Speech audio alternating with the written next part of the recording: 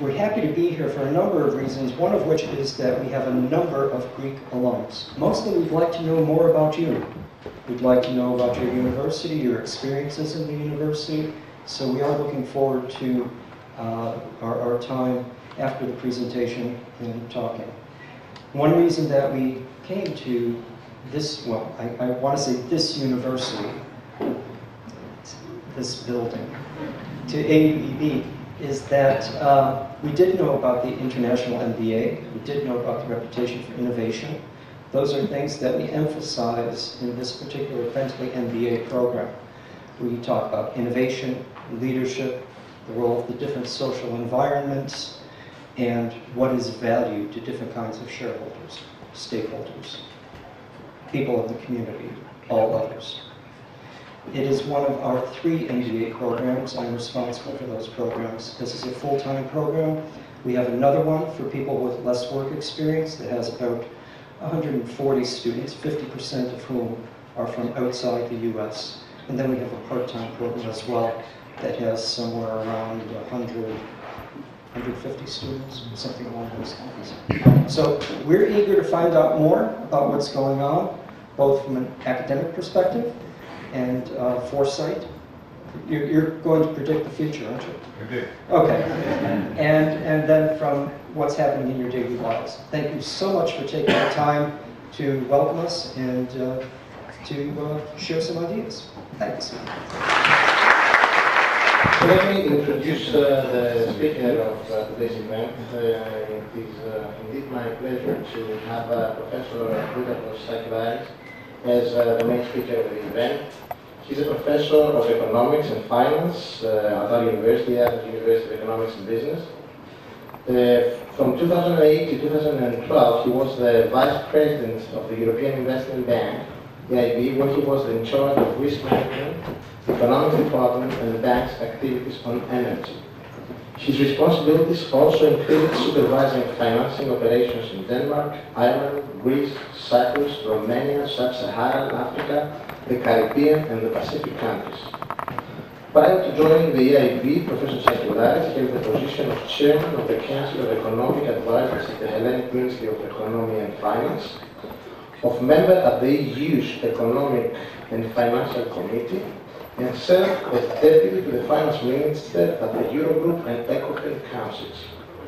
He has also served as staff economist at the Federal Reserve Board and as visiting expert at the European Central Bank. Professor Sacελλάρη has published research on business investment, business cycles, economic growth and education. His current teaching includes courses on economic growth, financial economics, and bank supervision, risk management, and derivatives. He has held academic positions at the University of Maryland, Forest Park, and other universities. He has an undergraduate degree from Brandeis University in the US, and his doctoral studies were performed at Yale University in the US. It is my pleasure to invite Plútαρχος to the floor, and I'm sure he will have a lot of insights to offer you concerning what is happening in our Plútαρχος.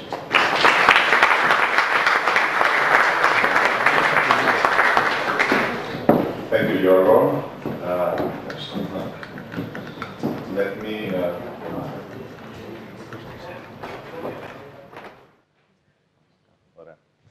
let me also take my turn in, well, first of all, welcoming our guests from the States and abroad.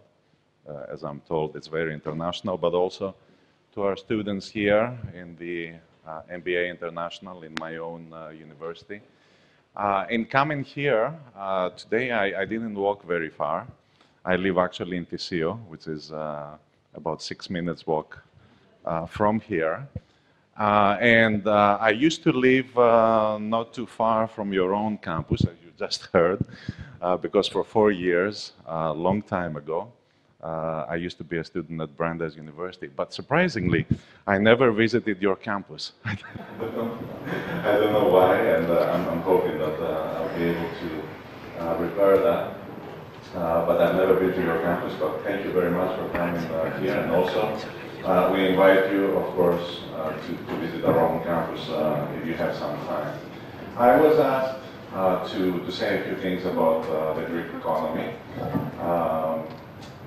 I realize that it's a very mixed audience from the point of view of having some Greeks who know a lot more than some non-Greeks about what has happened and what should we expect, perhaps. So I decided to play more, let's say, to the students who would know less, so let's say more to the non-Greeks. But I think that I did some things in this presentation that would be quite non-standard even for the Greek, I hope, audience in here. Now, I think always that in understanding an economy, you have to see its history, and you have to basically study what has happened, not just in the recent past, which we will do, but also even before that. And one thing that I do very much in my work, but I think also is extremely informative in terms of understanding the economy, is to look at its growth patterns over time and see what explains these growth patterns. At least, how can we account for these growth patterns over time? And this is what I'm going to try to do in this presentation. So starting very much with this picture, which is, I think, a fundamental picture in terms of understanding, let's say, macroeconomically Greece. So here we have GDP per capita. GDP per capita is as good a measure as you have for national welfare, okay? It's how much income is produced in the country per inhabitant of this country. And what I have here, which comes out of a piece of work with my student here, Nikos, who is here with us today, is the evolution of this GDP per capita over time from 1960, because 1960 is what we found to have good data from. And the thing that I would like you to see here is that you have much longer cycles than what you're probably used to seeing from an advanced economy. What you have is that from 1960 to 1973, more or less, you have a period post-war, which included both the Second World War and the Civil War, of huge expansion in this country. I mean, you can see that basically in these 13, 14 years, our GDP per capita almost tripled. Lots of things were happening, lots of exciting things, but then in do we also have with this thing a laser, do you know? Or, so if you don't, I actually have my own laser. And then what we have is that in 1973, right here, the first oil shock, some things started changing, not just in the world economy, but also in the Greek economy. And then after that, whereas here we had a period of a great expansion, we have a period of stagnation, which lasts for various reasons all the way till 1993, more or less. And then in 1994, all of a sudden, you have a period of an expansion, again, pretty strong expansion, as you can see from GDP per capita.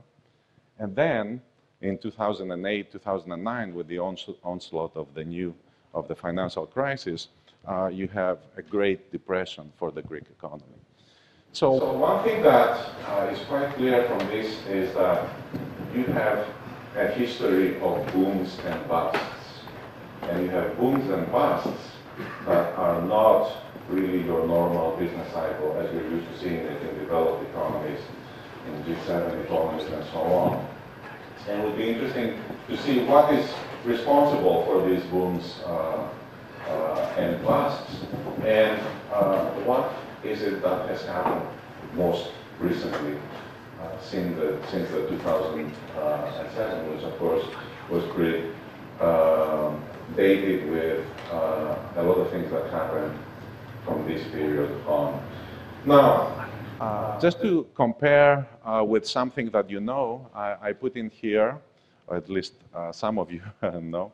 I put in here a comparison with GDP per capita in the United States. So United States is the red graph. You see there that there is volatility. You do have business cycle, but it's much smoother than the Greek evolution of GDP per capita. So these huge, very long periods and huge boom and bust episodes that you see in Greece, you don't see them in the United States.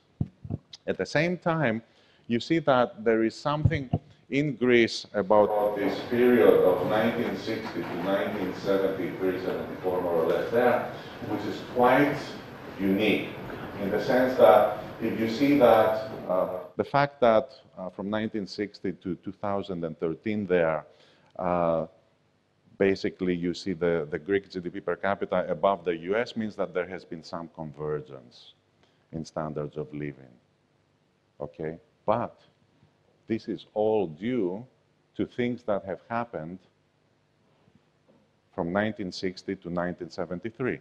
If you look at the same graph, but you only look at it after the first oil shock, 1974, you see basically that at some point, possibly we could say that we had finally gotten to parity, parity being the same situation that we had in 1974, sort of the US was running ahead faster, and then towards 2007 we almost caught up, but of course this gap widened much further.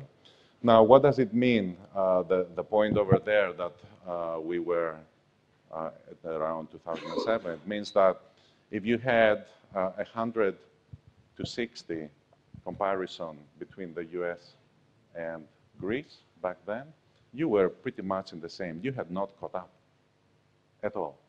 And the fact that it has widened here means that you have gone further and further from the standards of living, let's say in this particular case of the United States.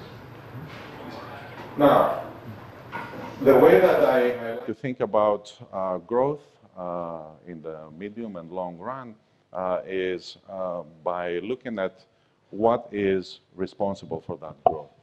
And usually you try to see, is that because you invested and you had more capital in the country?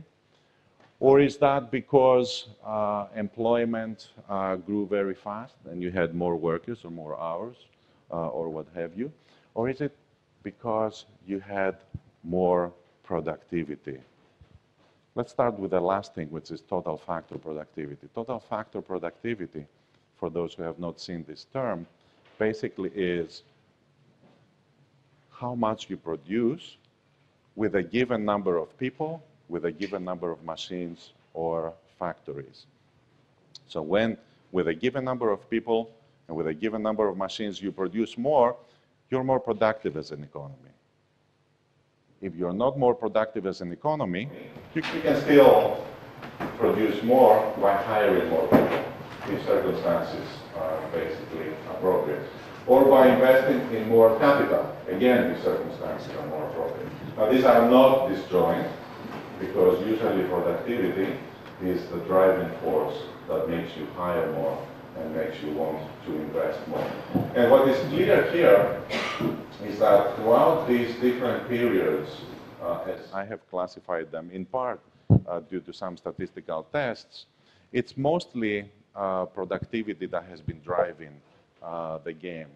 You see here that from the 8% growth in GDP in this period, 5.71% was due to total factor productivity. The same thing here, you had a lot of productivity growth.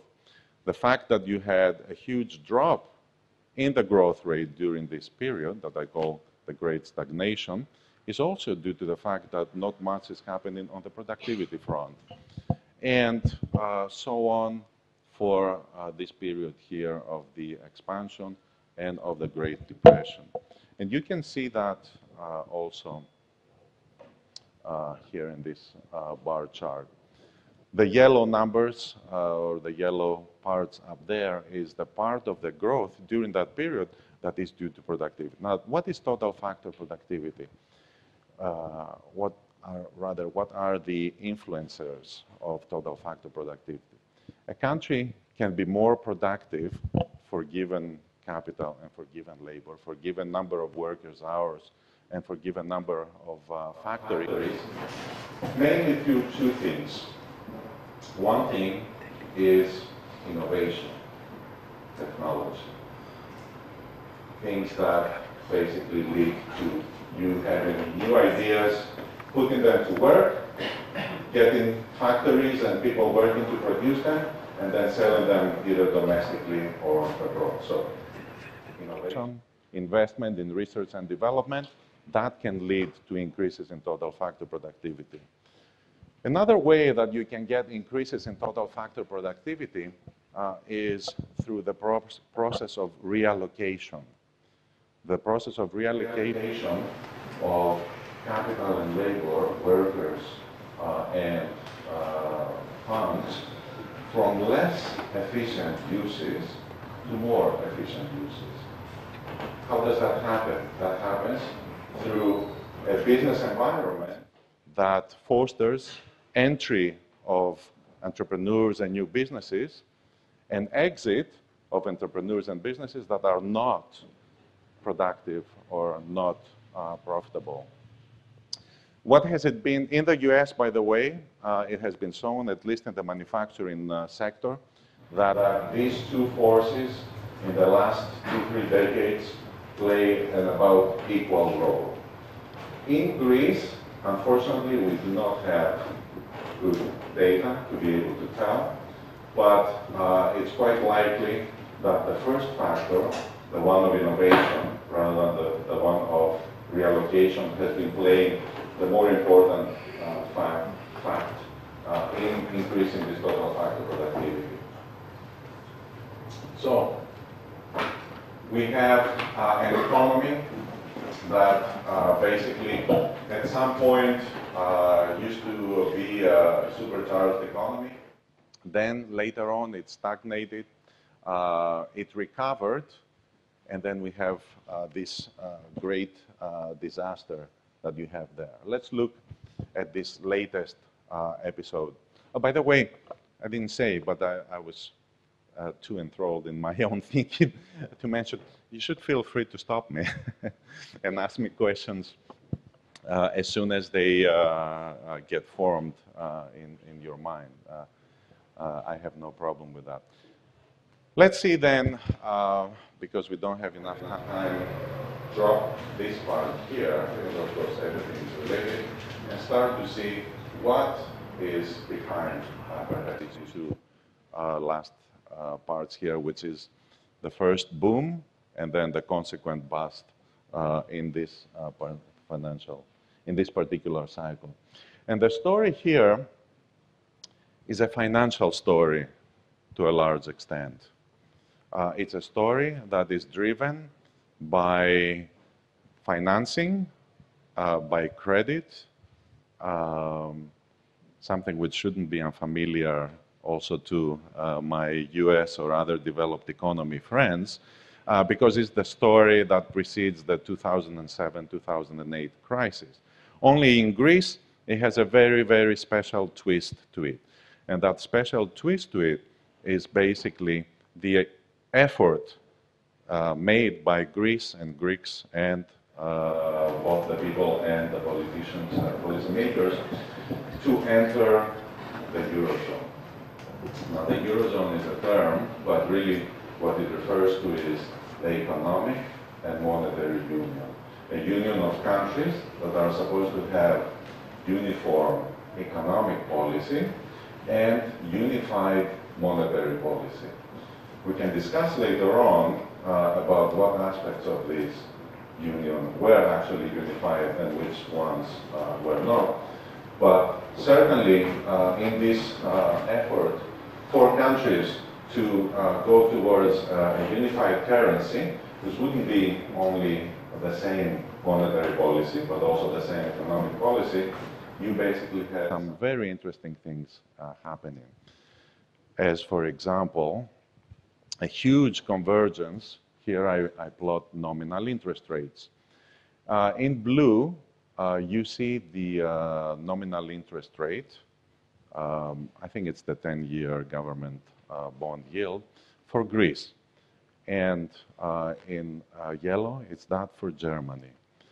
You see that the early 90s was a period which, for various reasons, because of divergent inflation paths and divergent expectations and different risks, you had a huge differential in the nominal interest rate at which, let's say, the government was borrowing and put some premium there, you would see private sector, private individuals.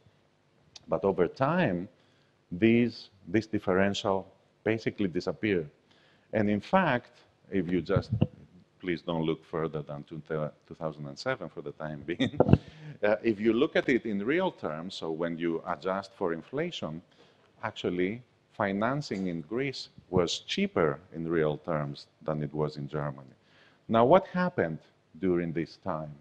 What happened during this time was that all of a sudden, or not all of a sudden, rather in a gradual way, you had a transition towards a regime where people and investors' markets were thinking that there was not any more country risk. There was not any more currency risk. There was not any more currency risk. Why not? Because we would all be in the euro. And there was not any more credit risk, at least sovereign credit risk. Why? Because essentially the markets, it turns out, thought that there was an implicit bailout agreement or guarantee by the other member states on any member state that might be in trouble. Even though the treaty itself said that there should not be any bailout in case of problems of one country from another. So the final result, at least as we see it in the interest rates, is a huge convergence in interest rates. In fact, when we look at it in real terms, we see that it was even cheaper to borrow in Greece. What does that do then? Of course, when you have very low interest rates, you have very easy credit conditions, you have a credit boom. And what that always does, of course, also is it boosts consumption and it drives down saving. And it boosts investment at the same time. So what you see here, you see that, and this I take from a speech by Constancio, the VP of ECB. You see that in an 8-9 year period, not even from the beginning of this transition, let's say 1999 to 2007, private sector debt skyrocketed all over the euro area. Okay, the euro area not exactly skyrocketed, but say in some countries, the so-called countries of the periphery or the ones that are going to have trouble later on, like Greece, Italy, Spain, Portugal, Ireland, you see here private sector debt more than doubled in Greece, 70% increase in Italy, 75% increase in Spain, 50% in Portugal, 100% in Ireland. Okay, this is private sector. This is a huge credit expansion. What happened at the same time in the public sector, so these are government deficits leading to accumulation of public debt, was not as dramatic. In fact, even in Greece, look at between 1999 and 2007, there you go, 13% increase. It doesn't say that this wasn't, didn't create problems, but certainly if you compare it to the private sector debt expansion, it's totally dwarfed.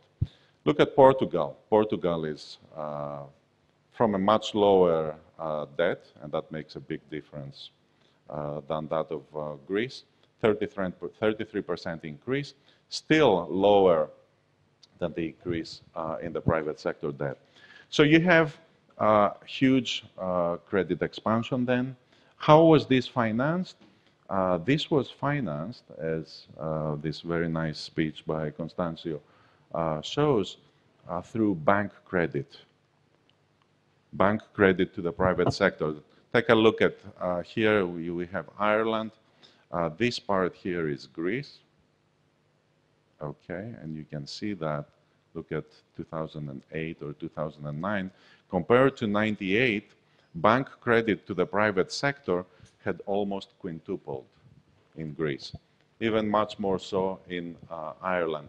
And in fact, which banks? Well, a lot of foreign banks. And in fact, banks from what Constancio or ECB here call non-stressed countries to stressed countries. So non-stressed countries would be French, German, Dutch, US, and so on. You see here that a lot of the expansion in the credit to the private sector, let's say in Ireland, it's tremendous, 180% of GDP. In Greece, it's this number, close to 40% from about 20% in 10 years, double. So banks basically financed this huge credit boom. What happens, as we said, during credit booms like that, when there's easy money, saving goes down, investment goes up. In general, expenditures go up. You see a huge expansion of the current account deficit. Current account deficit basically is the difference between how much an economy saves and how much an economy invests. Or another way to put it is the difference between how much an economy produces and how much an economy consumes. If it's deficit, obviously it consumes more than what it produces. And we had, because of this huge financial boom, and this is where I'm getting you into this financial cycle, you had a huge expansion in consumption, both at the private level and at the public level, leading to current account deficits as a percentage of GDP of close to 14% in 2008, the year before the crisis started here in Greece. Then something happened. We're not going to discuss it here. 2007, you had I'm sorry, what's those mortgages called? What are they called? Subprime. You had the subprime in the States. This affected banks in Europe, which were also very much invested in these subprime products. This worked itself out both in the system in the US and in Europe. And of course, in 2009, you had the realization that something really weird was happening with the Greek government finances. They didn't seem anymore of a quality to be financed or refinanced by the financial sector.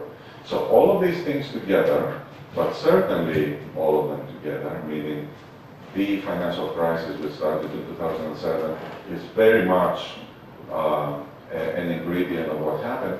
You have what is called a sudden stop. Sudden stop is something that developing countries, is anyone here from a developing country or an emerging economy? Where? Colombia. Colombia?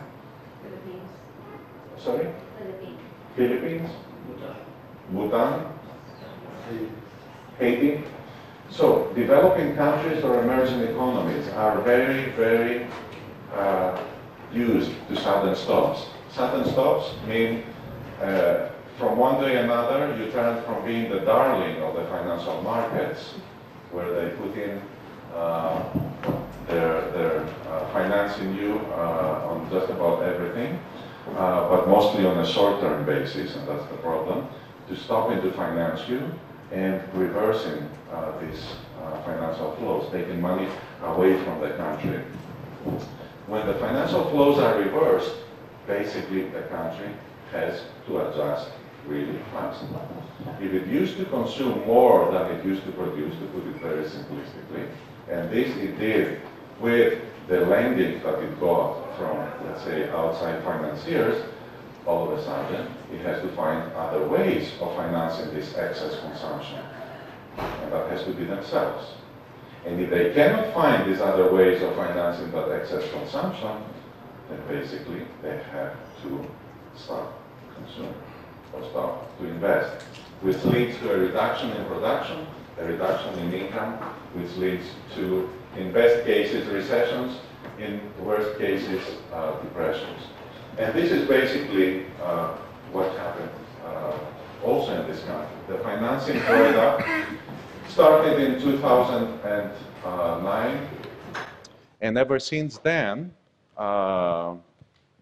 also with the help of the programs that were meant to stabilize the economy, you had a continuous fall in GDP that, as you see it here, basically from 2009 till pretty much the end of last year, had fallen by about 25%. Okay, 25%. Why? You have to say, well, the financing dried from the private sector. It didn't dry from the official sector. Okay. There was provision of financing from, let's say, the European Union and the IMF, but this came with specific conditions that would make sure that the previous bubble in activity that had developed as a result of this loose financing would be controlled at a lower level, stabilized. Note how the emphasis is on stability, stabilization, as opposed to growth, which we're going to talk about in just a little bit. So you had indeed a very painful stabilization through different measures whose aim was to basically curtail aggregate demand, consumption, spending, and so on, but also various measures that were meant to modernize the economy, make it a better an economy with a more enabling, business enabling environment. But unfortunately, these reforms, however good they are, they take time to bear fruit. And in the case of Greece, for reasons that I'm willing to discuss, but certainly don't have time to go into a lecture and shouldn't probably on. The conditions, or rather the policies that led to a reduction in the spending and the demand were front-loaded.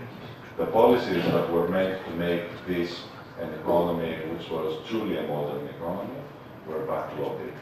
And even those that were done probably are now starting to bear fruit. Of course, when income goes down, when the economy is hurt, as you probably have read about it, and you know, as it has been hurt, and you see the unemployment rate going up. Now, in our case, the unemployment rate actually skyrocketed from nearly 8% in the top of the cycle, early 2009, to nearly 28% in the bottom of the cycle towards the end, middle end of last year. So,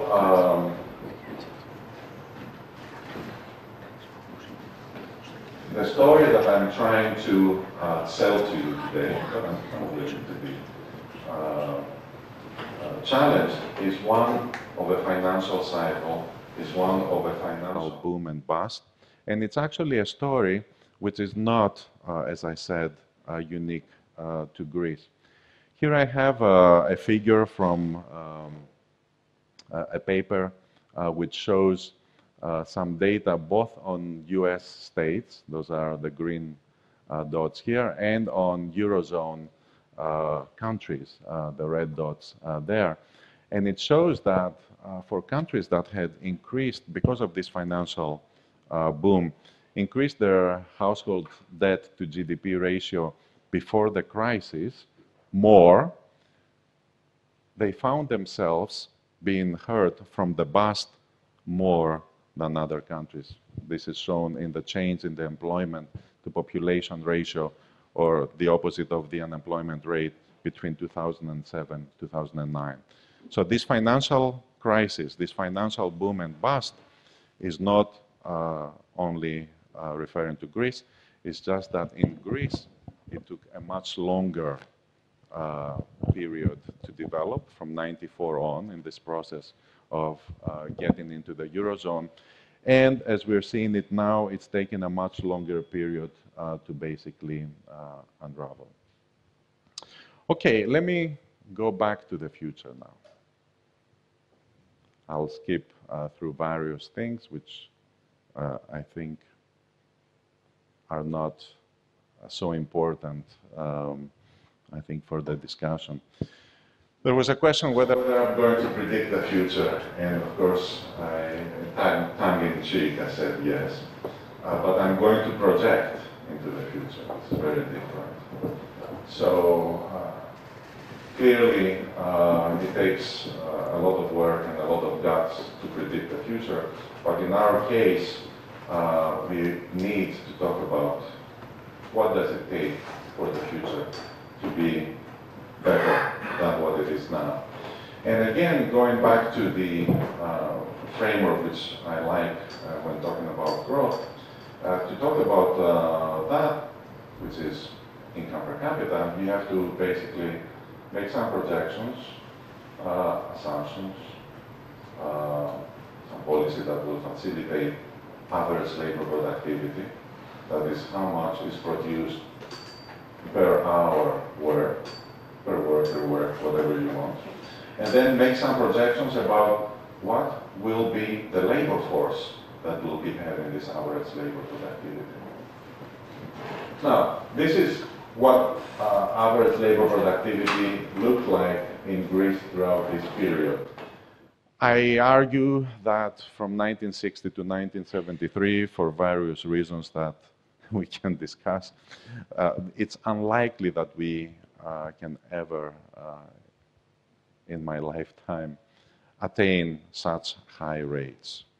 But I can hope that at least average rates that we saw from 1973 to, say, 2007, even taking away the Great Depression that we're undergoing through now, these are average labor productivity rates that we can attain. We did some work with Nikos, and we saw that the average rate of productivity then was about 1.7% per year. So the scenario that we will be working on is basically a growth rate, annual growth rate in average labor productivity of about 1.7. I'm going to completely discard this blue period, and I'm going to completely discard this period here of the Great Depression. I'm just going to take from here to here. What about hours per worker? And you can see here basically why I've done that. Average labor productivity before 73, after 73, huge drop. We can discuss. But what about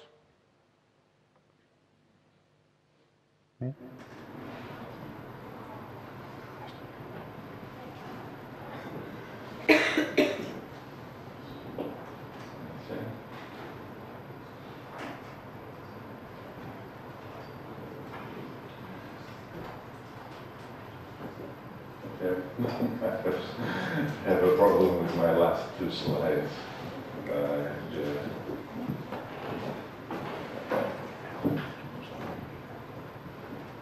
Can we see, is it a different PowerPoint version in mine and yours? So,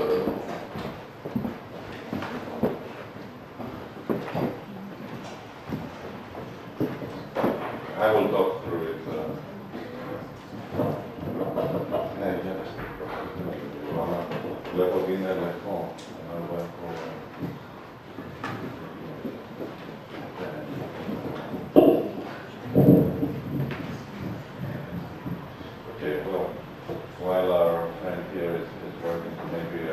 let me talk through it.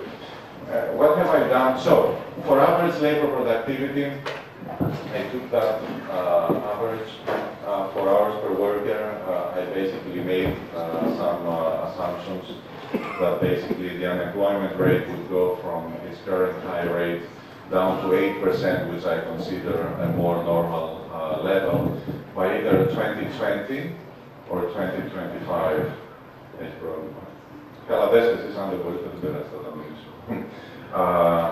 In each case, it's basically a reduction in the unemployment rate of about 2 to 2.5% per year. 1.5 to 2.5. I mean, these are huge numbers. But we're talking, of course, recovery now from a great depression. So under these two scenarios, so as not to disappoint you that I wouldn't give you some numbers, we would reach, so the two scenarios are, we fix the average labor productivity, how fast does employment grow? Either it reaches a certain point by 2020, where the unemployment rate is what it was at the peak of the cycle, or it reaches it at 2025. From these two scenarios, we would go back to our 2007 levels of welfare by 2019 or by 2021. So either 12 years or 14 years after. And by 2030, for these two scenarios, we would have had basically 1% growth from 2014 now till 2030.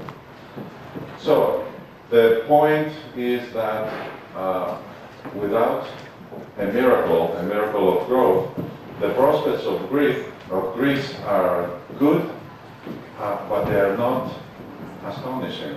They're not wonderful. If you go by history even, and you see how well have you done or how much better have you kept on doing over the last 30 years, and you just assume that that's what's going to happen from now on, plus the pickup in your employment, you still get that you catch up by 2020, and by 2030 you have 1% growth on average. This is not at all it's not at all understood, I would say, here, and it's not at all discussed in the discussions that are being made of the sustainability of debt. If you don't have enough growth, you don't get a sustainable debt. You start from high levels. Unless you can get others to forgive your debt, you need high growth to make your debt sustainable. So I think that the discussions that we should be having here in Greece and in general when discussing in Greece about Greece should be, what are these growth policies? What are the policies that will bring growth to Greece?